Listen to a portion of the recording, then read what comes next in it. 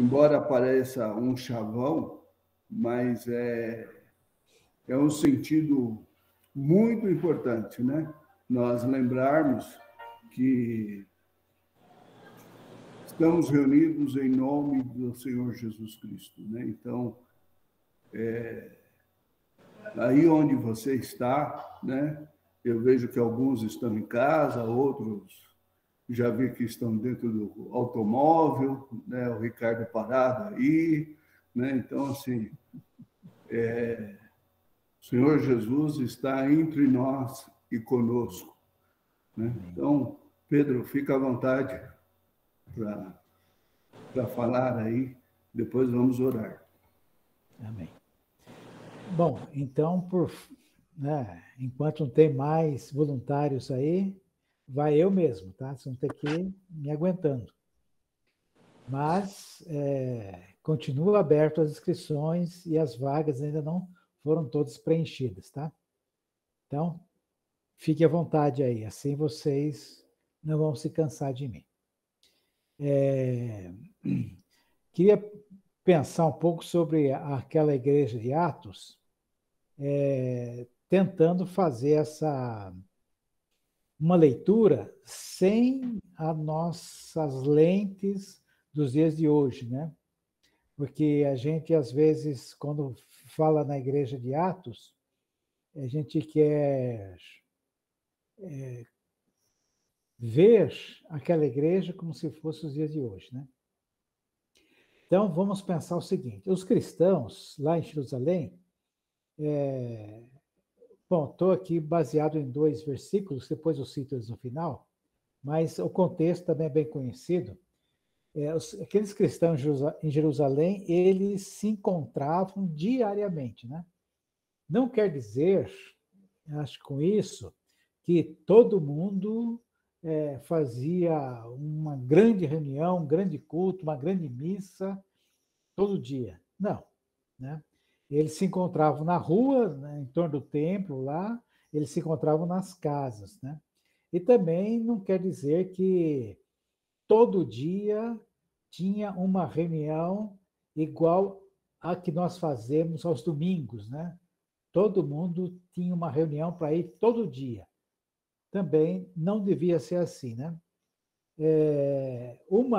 Porque aquela igreja, sobretudo, ela era um estilo de vida espontâneo, tal, que acontecia no dia a dia. Então,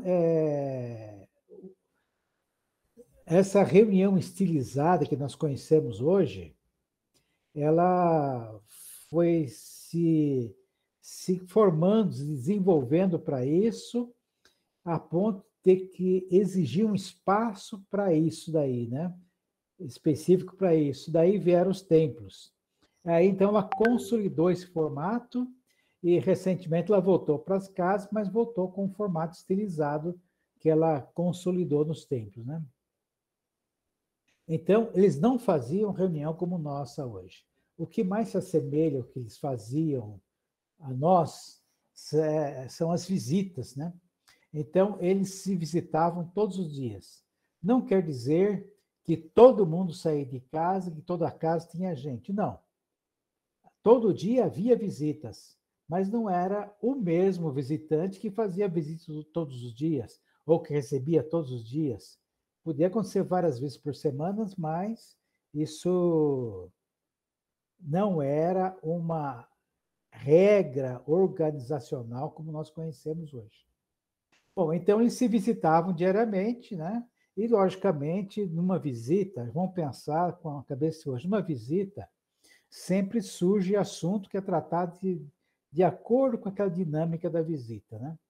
E o assunto que eles tinham lá, que era o mais preponderante deles, obviamente, era Jesus, o ressuscitado. Imagina o tamanho desse fenômeno de alguém que morreu, ressuscitou, subiu aos céus, fez milagres, e agora ele prometeu que ia voltar. Então, aquele era o assunto do momento. Então, em todas as visitas que estavam acontecendo, ele era o assunto, né? Além disso, contavam também com a presença do Espírito Santo, recordando tudo que Jesus havia ensinado, ou repercutindo as explicações que os apóstolos tinham dado, né? Era mais que natural que se falasse das necessidades pessoais também e fosse ouvidos com muita atenção, né? E com o mesmo entusiasmo que se ouvia a necessidade de alguém, também se dispunha a partilhar, a ajudar, né?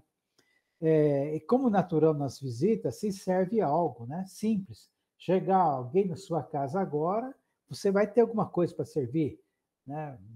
Vai fazer um cafezinho, vai colocar lá um biscoito, um suco, uma água. Então, em todas as visitas, se tinha alguma coisa para comer e beber, e, inevitavelmente, esse era o momento que remetia à última ceia de Jesus com os apóstolos, e o que ele fez, o que ele ensinou, e com todo esse ambiente, gente, era impossível não haver oração.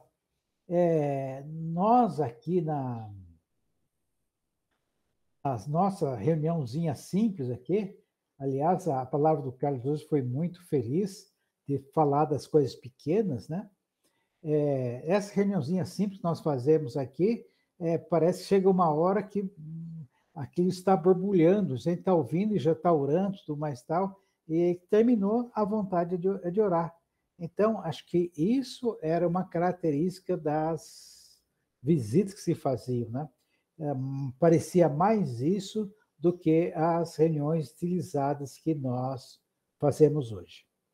E só para concluir, também eles não eram uma religião organizada. A experiência religiosa deles era o judaísmo, né?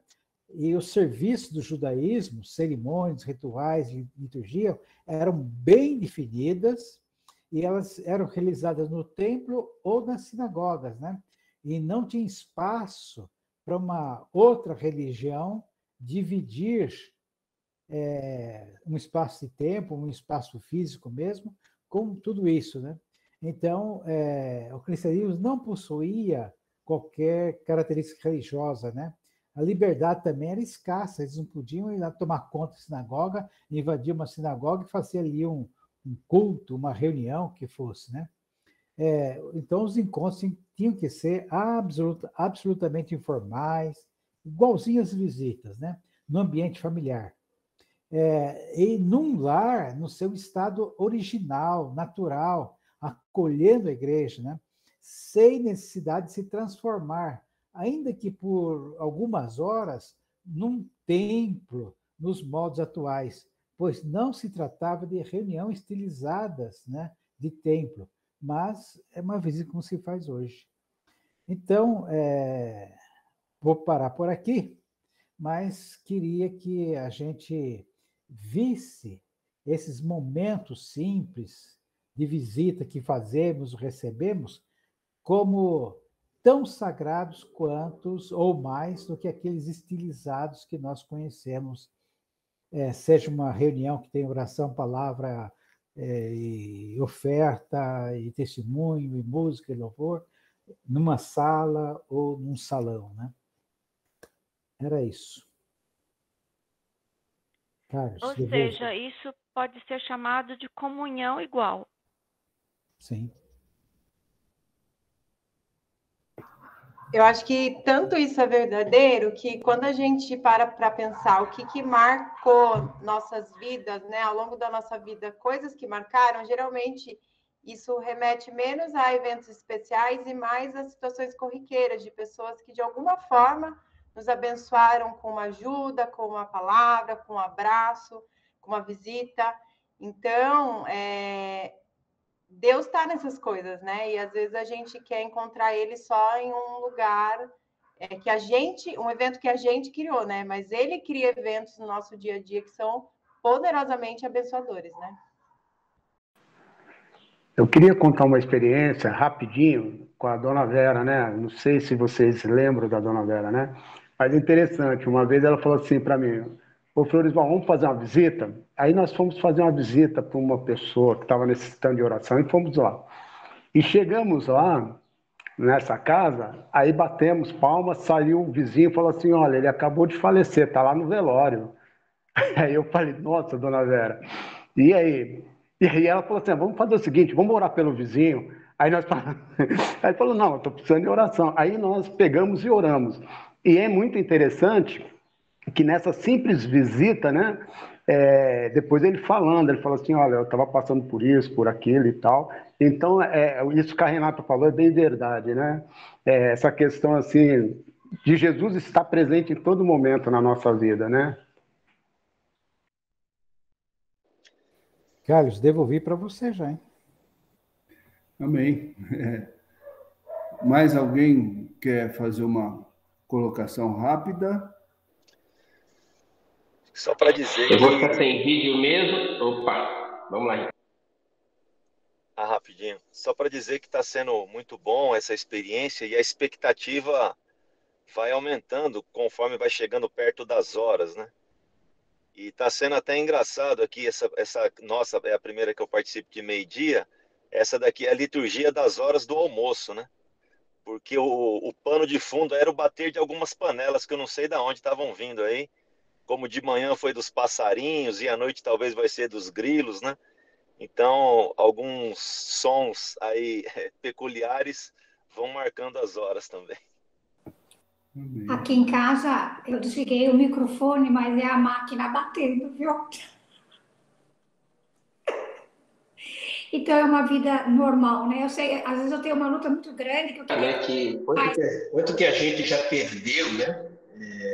Quando ficamos ao homem santo, a hora santa, o lugar santo, né? E nessa simplicidade toda no dia a dia, muitas vezes nós nos perdemos daquelas coisas maiores. Né? Pode concluir, Clélia.